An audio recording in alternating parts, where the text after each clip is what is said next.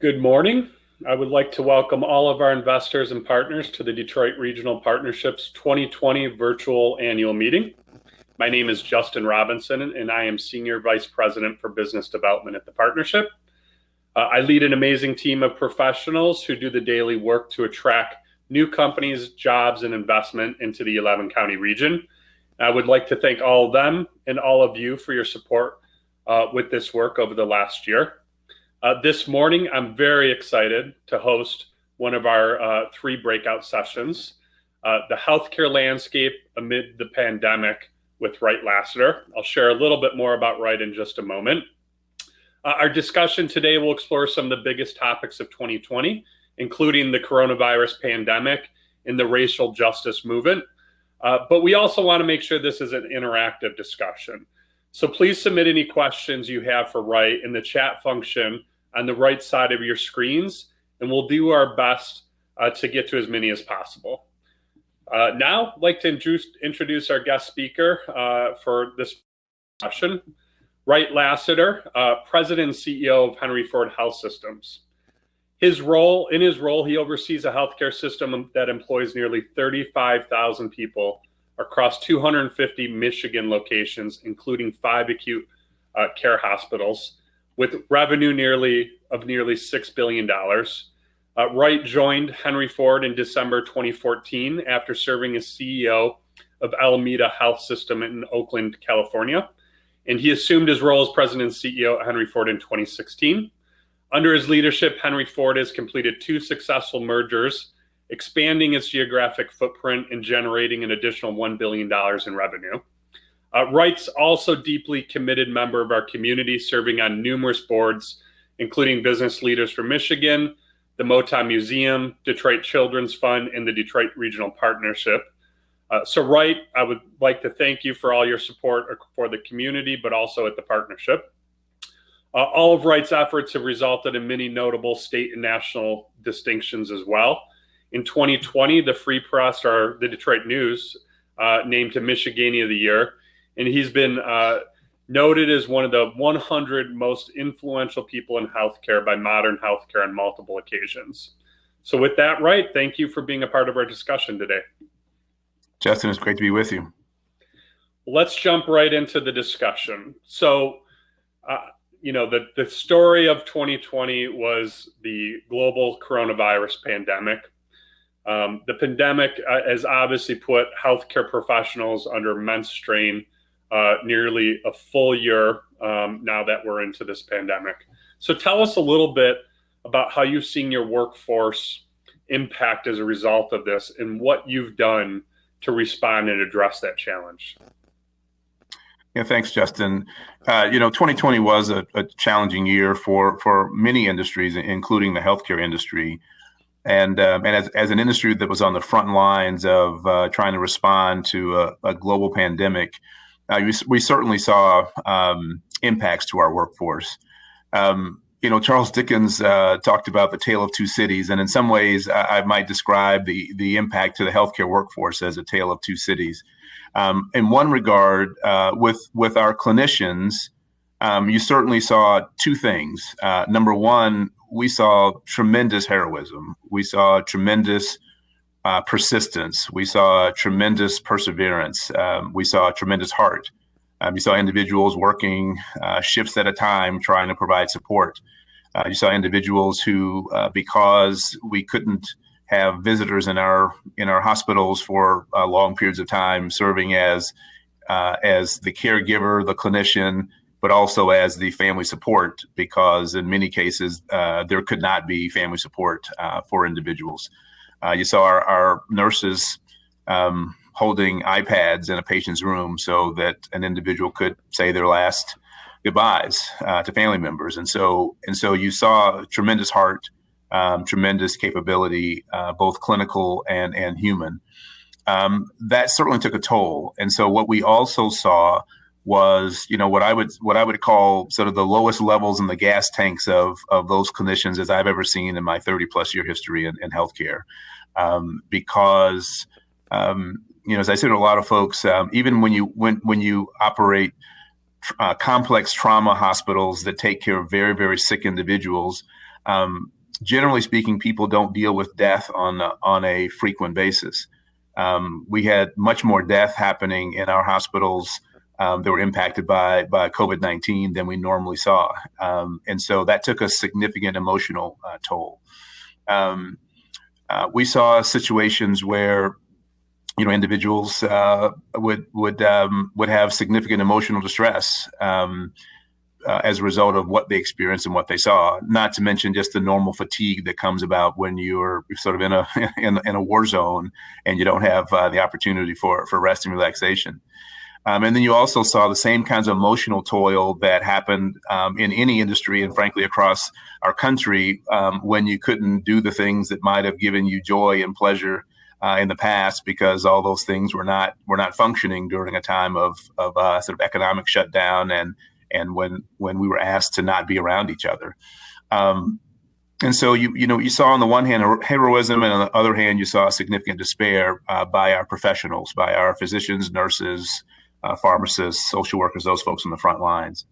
But what you also saw were people saying, I really understand why I got into the healthcare field. And so this crisis reinforces why I do what I do. Now, I would say on the other hand, for some of our non-clinical staff, some of our less skilled workers, in some cases, we saw people saying, I'm not sure I want to do this anymore. I'm worried about, if I'm working in food service, if I'm working in environmental services, if I'm working in some cases facilities or even security services. We did see in some cases higher turnover than was expected because folks were saying, geez, if I can do this job in a place where I think I'm less likely to maybe contract the virus or take the virus home to my family, maybe I should do that. And so in some cases we saw some challenges, and I would say in particular in environmental services, we had challenges with both retention and attraction of team members during that time because there was significant concern. And so what we tried to do, frankly, we tried to take a multidisciplinary approach. First and foremost, we more than doubled our capacity for employee assistance activity during that time because we had more individuals who really needed that support. We spent a lot of time focusing on the psychological and psychosocial well-being of our staff. We implemented during that time something that we called well-being rounds, clinician well-being rounds, where we had individuals specifically rounding on our caregivers to ask the question, how are you today? What can we do for you? You know that the organization has services available if you need something. And so I would just say that oftentimes healthcare workers aren't the best at seeking their own support and supporting themselves. They spend much more of their time leaning in and supporting others.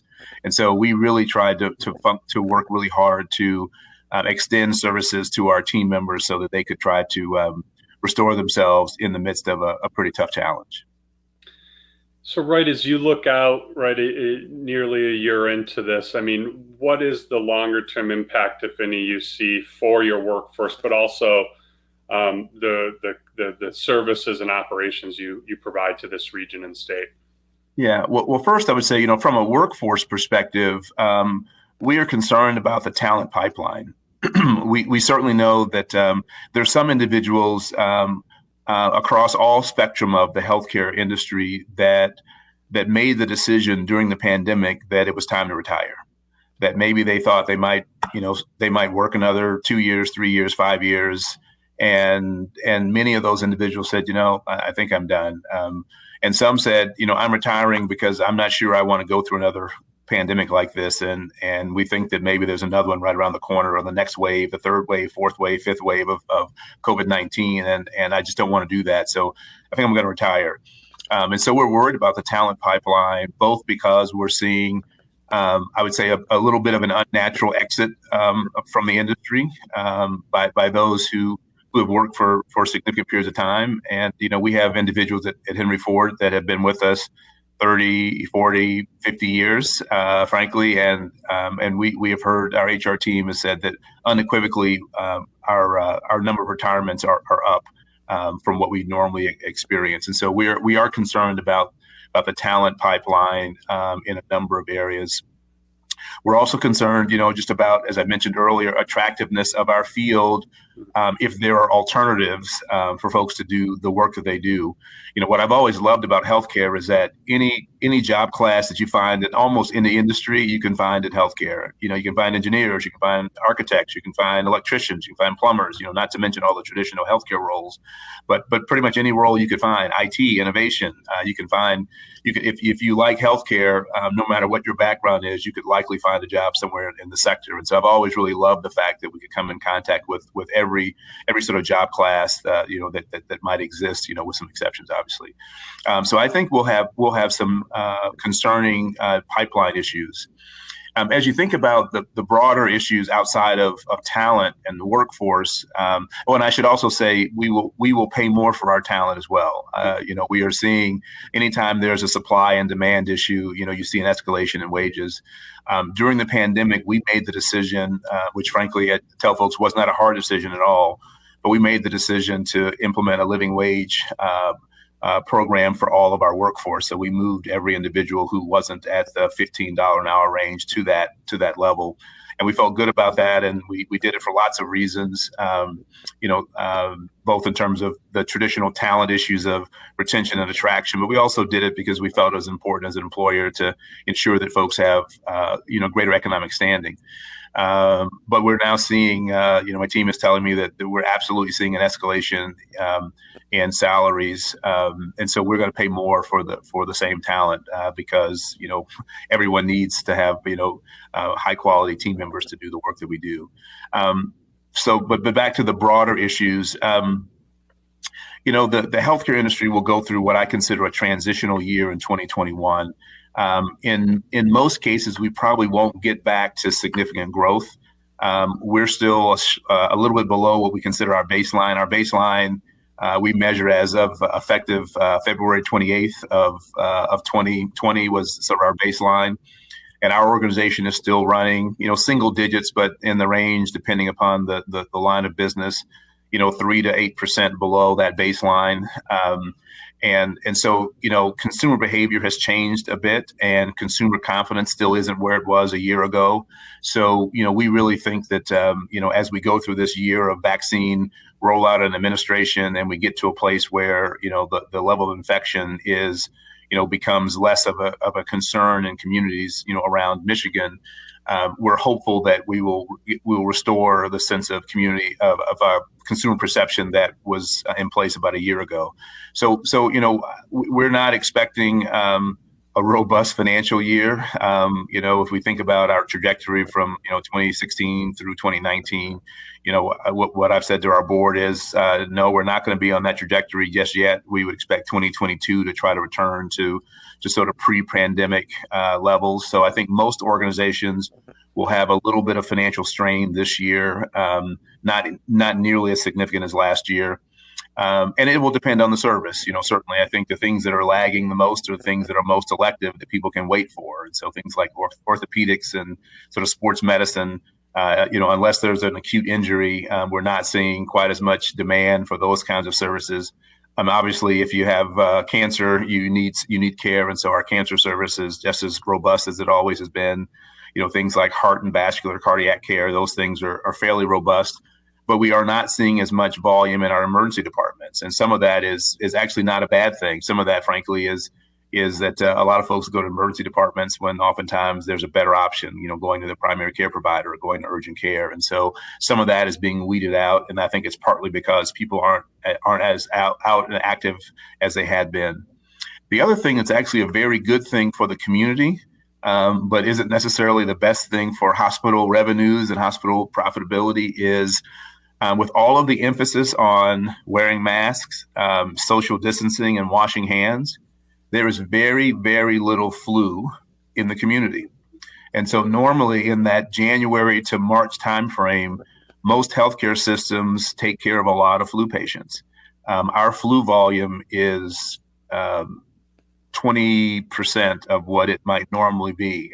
And so that's, I'm not complaining under any stretch of the imagination. I'd rather have the community healthy.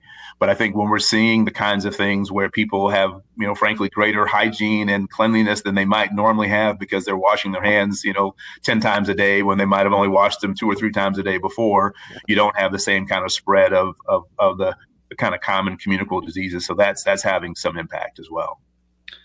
Well, I'd like to just personally thank you and your team for providing both our state and region such tremendous care and compassion during really some frightening times over the last year. So again, thank you to you and all the staff that helped this community. Our pleasure. Another relevant really topic in 2020 that came to the surface and it had long been there was one of racial justice. And obviously a lot of challenges with social unrest over the last year tied to that. Tell us a little bit about how those events played out inside Henry Ford Health System in 2020 and how the system responded to those concerns.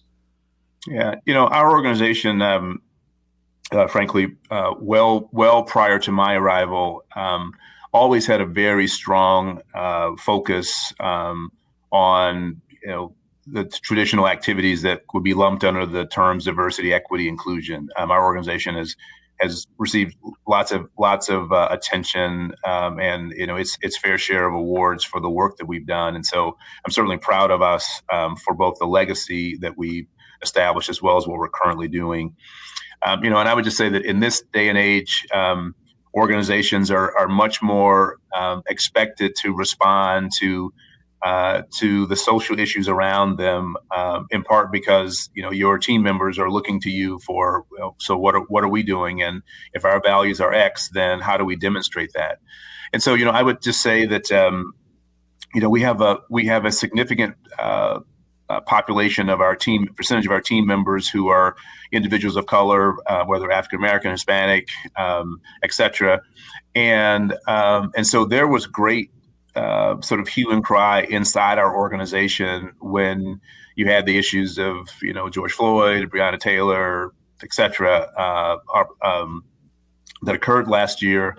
And I guess sort of the first thing that we did, and I guess I'll say the first thing I did, I try not to use the I term a ton, but one of the things that I did was I wrote a letter to the organization just after the George Floyd incident. And it was a more personal letter than I normally write. I grew up I was born in a place called Tuskegee, Alabama, sort of in the kind of the middle of the civil rights stuff happening in the mid-late 60s. And so while I was way too young to really know what was happening around me, as I got older, my parents, talked to me a bit about some of those things while we lived in the South.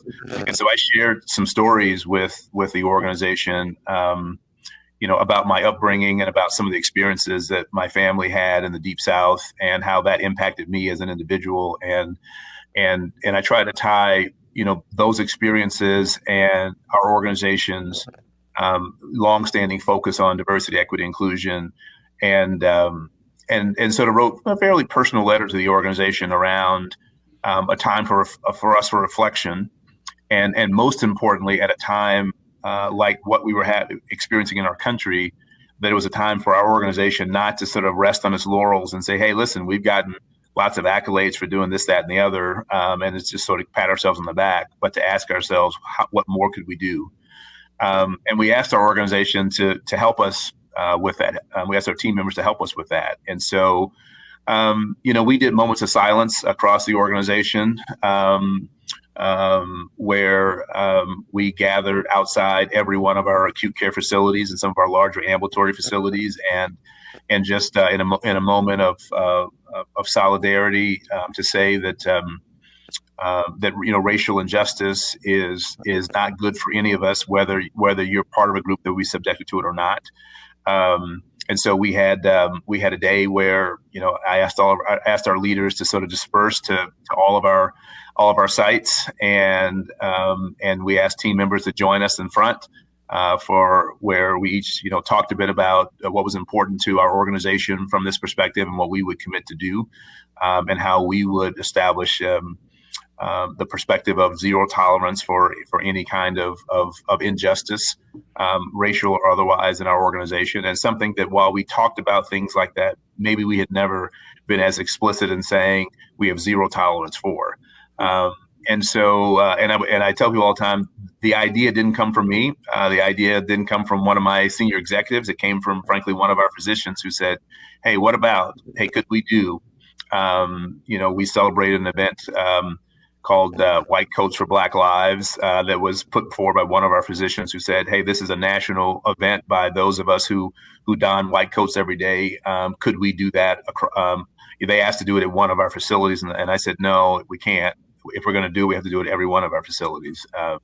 And so when I first said no, the person thought, "Well, geez, I thought we were committed." And I said, "We are committed, but we're going to do it everywhere." Like we can't say that one of our facilities stands for something when everyone else doesn't. And then we did things like when there were protests happening in the city of Detroit, we distributed masks for the protesters, so that we said, we certainly support peaceful protests and believe that you should have the right to speak your mind and do that in a nonviolent way. But we also don't want to see you end up in our ICUs or our ERs with COVID-19. So here's a mask, and please wear it and try to be socially distant while you're expressing your First Amendment rights. And so those are some of the things we've done. And the last thing I'll just say, Justin, is that we committed. Talked a lot with our board about our commitments as an organization, and we've made a number of commitments. We stood with the mayor, with the 9 largest businesses, and we recommitted to a thing called CEO Action Group, which is focused on diversity, equity, inclusion of Fortune 500 companies. And we worked on the BLM racial injustice efforts, and then we committed to a 3-year strategic plan around diversity, equity, inclusion, and we added justice to it. We had not explicitly had justice as part of our DEI plan previously, and so I committed to our board that we work through that, and our board will be adopting that a little bit later this year. So those are some of the things that we've done across our organization. So, right, we got a question from Marnita Harris that kind of crosses over the healthcare piece, and I think maybe some of the historic distrust that's been in the African American community around vaccines. So she asked, what is your knowledge or feeling about the rollout of the vaccine in the community as a whole, but also within the communities of colors here in Southeast Michigan? Any thoughts there? Yeah, well, a couple of things. One, as I mentioned earlier, being born in a place called Tuskegee, Alabama, that's probably the most infamous place for creating sites of distrust for African Americans around the medical system. I'm sensitive to the concerns that exist. I would say that it is a complex issue that we are doing better with, but I would not say that we're doing perfectly. When you think about something like vaccine rollout, you're confounded by the historic inequities that exist in communities. And then when you add to it a limited supply of the vaccine, so you don't have an ability to sort of create a plan that removes all possibility of inequity, what you have and what we have at this moment is, frankly, a vaccine rollout process that mirrors some of the historic inequities that exist in vulnerable communities. And so, if someone said to me, "Are you comfortable that every effort has been made to reach out to vulnerable communities of color around the vaccine?" I would say no, it has not. And the principal reason it has not been is that the supply of vaccine at this moment would not allow, say a local public health department in the city of Detroit or in Wayne County to necessarily have an ideal plan for doing that. And when the CDC provides us guidance that says, well, let's start with people over 75. Okay, then let's go to, healthcare workers, essential workers, frontline, folks, police, fire, EMS, et cetera.